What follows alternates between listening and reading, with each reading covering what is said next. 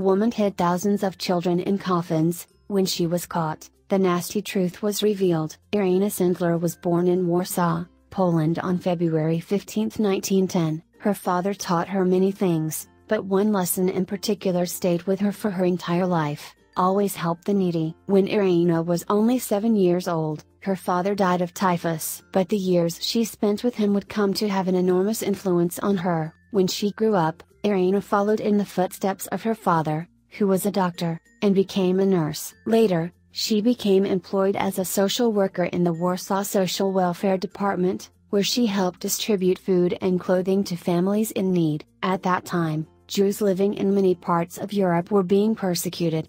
But even though Irena was a devout Catholic, she refused to give in to prejudice. She helped several Jewish families, just like she helped everyone else. During the Second World War, the Nazis created the Warsaw Ghetto to intern Jewish families. It was the largest Jewish ghetto established by the Nazis, and at its peak, around 400,000 Jews were imprisoned within its walls. Life in the ghetto was characterized by overcrowding, hunger, instability, and disease. Irena, who was concerned with the appalling living conditions, decided to get involved. She joins Agota, an underground resistance organization in German-occupied Poland that worked to save Jews. Irena realized that she needed to do something, even if that meant risking her own life. Together with her colleagues, Irena started secretly helping Jewish children escape from the ghetto. Irena visited many Jewish homes and families, but many mothers refused to surrender their children to a stranger, even if that stranger was well-intentioned and had a plan to free their children. But staying meant certain death,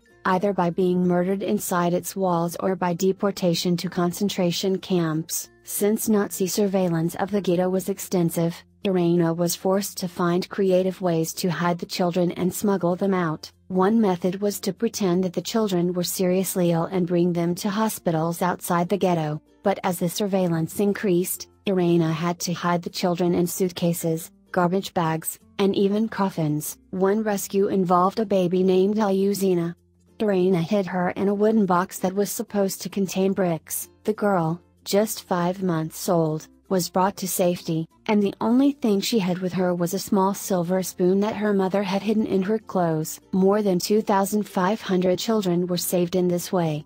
Irena kept the record of all the children she brought to safety, and the list was hidden in cans in a neighbor's garden. Irena's plan went perfectly until one day, everything came crashing down on her. The Nazis discovered what she was doing and arrested her. Irena was sent to prison, where she was tortured by the Gestapo and had both of her arms broken. But despite the pain and torture, she refused to give up any information about the children or their families. Eventually, the Nazis sentenced her to death.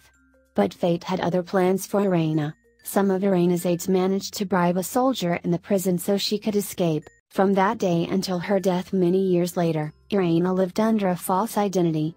But she never stopped helping others. My hatred of the German occupiers was stronger than my fear.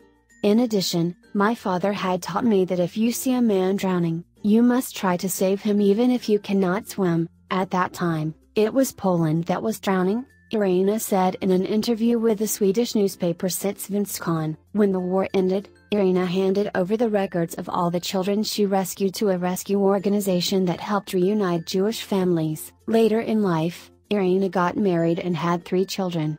She lived a happy life, knowing that she had done the right thing. The reason why I rescued children was because of the way I grew up. I was brought up to believe that a person must be rescued when drowning, regardless of religion and nationality, says Irena. After working so hard to help others throughout her life, Irena died at the age of 98. In many ways, she was a forgotten hero and few people knew of her amazing work. In 1964, Irena Sendler received the Israeli honorary title of Polish Righteous Among the Nations, and in 1997, she was nominated for the Nobel Peace Prize. The prize, however, went to environmental activist and former Vice President of the United States, Al Gore. Irena didn't hold a grudge and instead chose to pay tribute to others. I did not do it alone.